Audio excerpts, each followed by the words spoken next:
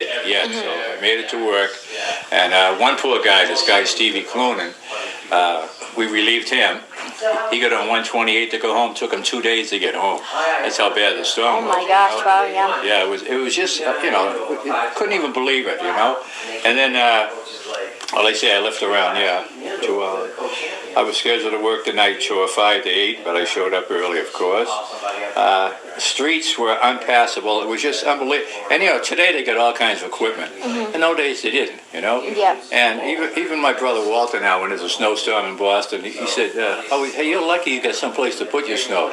They don't down there. You can't put it on the sidewalk. You can't throw it in the streets. Mm-hmm. So it was just unpassable for everything, And I remember when we got out, next morning we were working. We looked out the window. We couldn't even see our cars. They were buried in the parking lot. Oh my gosh! It was unbelievable, She was pregnant or what? But a woman. We had to go in the project and get her.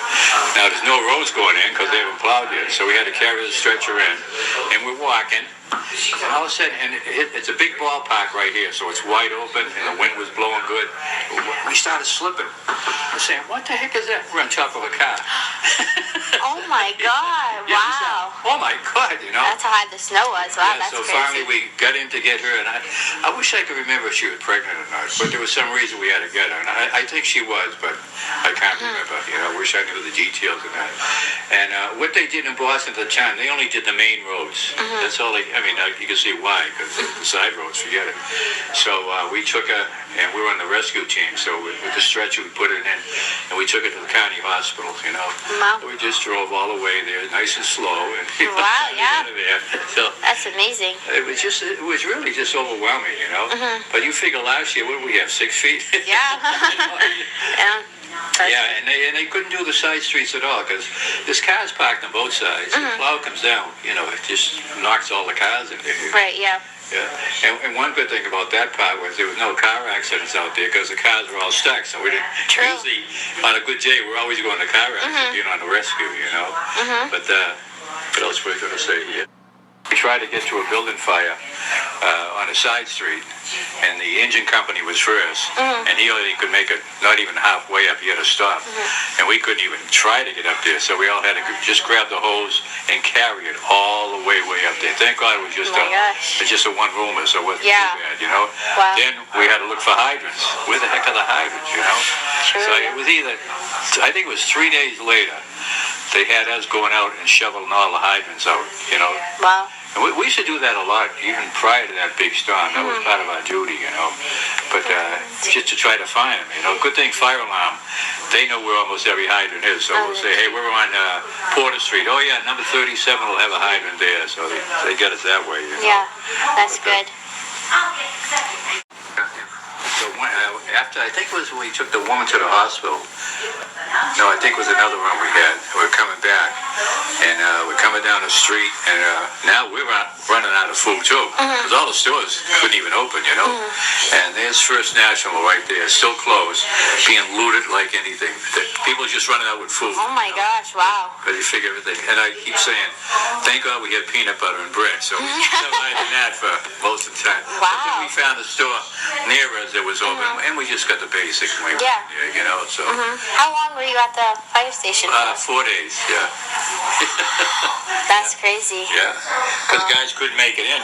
Your main roads, 128, 495, they're all shut down completely, Wow. And the reason they couldn't plow is there's so many cars stuck there. Yeah. Wow. Yeah. That's scary. And I forget how many inches we got in that storm. I forget the details now. It was close to what we got here this time, But I wish I could remember more. I'm going, oh, come on, Yeah. Right now, if you're in Boston, there's some of the side streets, a lot of them are just one way, and there's cars on both sides. You're lucky you can make it coming down then, but with the snow, it lasted for, I bet you it was a week or maybe a week and a half before people even would use their cars, Yeah. That's sad, scary. you know. How'd you finally get home? Did you have to drive? I took a ride home. Wow. Yeah. But that's crazy. another thing got me confused. I said, oh no, I remember taking a train home, and I was sitting beside the owner of the Bruins. I forget his name at the time, but there was a storm of '86. They also had a big blizzard there. Oh, okay. Yeah. So I thought it was that one. Yeah. So I don't think I took it because I was in Roxbury, and there's not, and, the MBTA was not.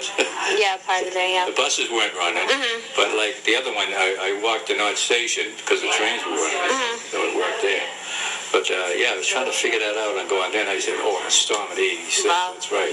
I remember even Richard used to work in downtown Boston, and at storm of '86, they couldn't. No one could get to work then too. So Wow. the only ones allowed to go in there were the firemen. Was there anybody stuck in cars? Did you have to Oh yeah, Yeah. definitely. Oh yeah, that Stevie Cronin I was telling you about. He left the fire. He was stuck 2 days in the car in That's 128. scary. Right, yeah. You know? And like I say, all the cars around that area couldn't even move. So that was one good thing, you know. Yeah. But we had to keep shoveling our driveway out in front, and it was so. Oh my God. Yeah. Yeah, because you had to keep saving people, but you didn't have any food, and you couldn't get food. Who's going to help us? Yeah, that's who's going to save you, yeah, And you right. didn't think of that, going in, But I think the most fascinating thing is when I finally get home. I think it was 4 days later, and I come around up in Bill Ricker, come here.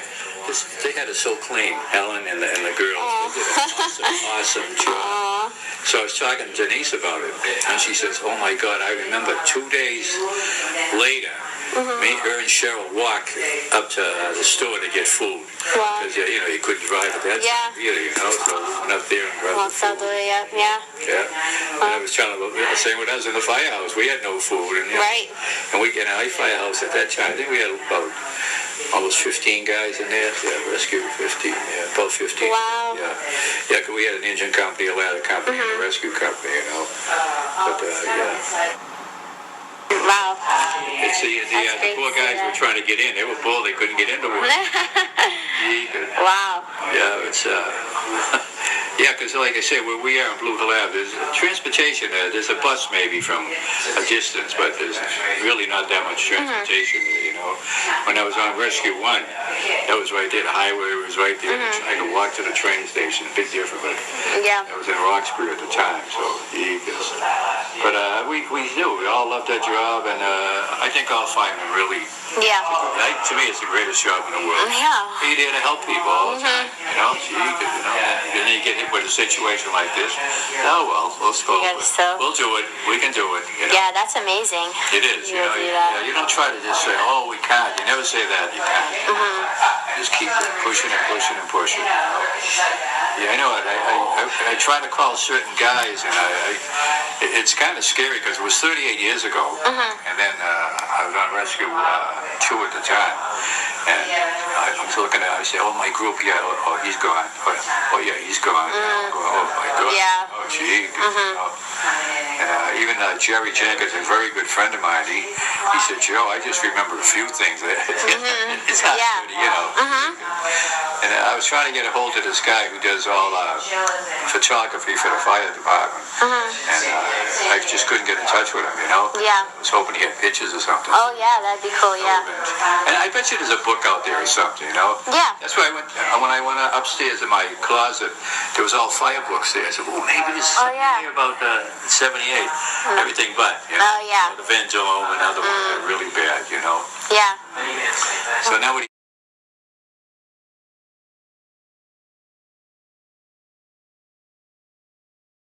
I forget how many we really had. Yeah. But like I said, the fires we did have were so hard to get to, Right, yeah. And I'm pretty sure fire alarm, when people pull the box, they usually send everybody. But I think it was so bad, they'd send just the closest company to that area. If there was a fire, they'd say, strike the box, then we'd come, Wow, yeah. But so, cause if you strike a box all the time, so many apparatus out there, and there's no place for them to go, really. So Right. that was smart the way they did that, But, no car acts, like I said, thank God. Yeah. That's one of our biggest runs, being on the rescue there. But, and that project thing, that was just unbelievable,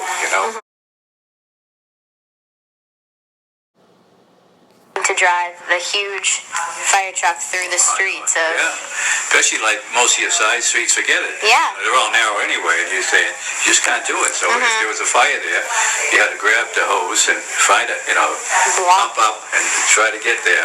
Well, yeah, you had to be in good shape to do that too. I know it. True. Yeah. Yeah. I wish I had more information on fire. Son of a gun. Oh well, don't worry about it. You say there was many. Yeah, there was probably many. There's always. Yeah. No, You figure people in the house, if they lost their heat, they're trying to get warm. They're gonna, start doing something to keep themselves warm. And, yeah. It's unreal. That's scary. Yeah. How do you keep going? I don't know. How did you get in here? This whole time for what? 4 days. How did you do that? With 4 kids? With 4 kids, once the snow stopped, I looked out and I went, oh my goodness, how are we ever going to get out? Because, your father's not going to be home. So what we did is I got dressed, and everybody had to get a shovel or do something. So my main concern was the heat, because we had lots of heat. And we have a coal stove. So, and we had a shed that you had to go, the kids had to make a path. So I could get to the coal shed to get the coal, and then I had to start the coal stove. Oh my gosh. So we could have heat. And, that was really, really good. We had to get candles. Right. And so we hunted around for all our candles. And, I made sure that everything was safe. We even had to have a candle in the bathroom because we had to go to the bathroom. You couldn't see. What we did is, we did have cereal and milk and stuff like that, but we did run out of those things. So it was on the day that the storm had ended, it was Cheryl and Denise heard that a truck came into Market Basket, and they brought in milk and, just staples. So they had to walk. They walked 2 miles to get our milk and bread. Wow. But other than that, what did we do through all of it? We didn't have even a phone at that time. Yeah, I know. No, because I didn't hear from you. I think it's 38 years. I know, I didn't have, you mean, Carrie didn't know. No, Right. we didn't have, we couldn't do a wash. Nothing like that. So the kids they played games. We had like the flashlights, we had the candles. We spent so much time out there shoveling. We did little paths. We never got to the backyard because there was no sense. What we had to do was, make sure that the path to the coal shed was, so if we needed it, and I had to lug that in. It was so heavy. We had to shovel coal. Right. And then bring it in and then try to start it. And to start a coal stove is very, very hard. Very, very hard. We did have some kindling. I was afraid if we didn't have the kindling, it wouldn't start. So you have to start it like that. So I worked really hard on that. And we did. There was like they played cards, they played games. There was it was sad. It was so dark. It was dark outside. Yeah. You had no idea where he was. I had no idea where When you he got was. weather like that, the days are longer for some reason. I knew that the only people that could be out, if they could get out, were essential personnel. The essential personnel were police, doctors, firemen. So it was like, wow. It was really, really difficult. The day that it had stopped, they said the storm was over. We looked out. It was the most beautiful day I've ever seen. Wow. It was beautiful. Everything was pristine. It was all, the snow was just unbelievable. And they had finally made a path on the road, so people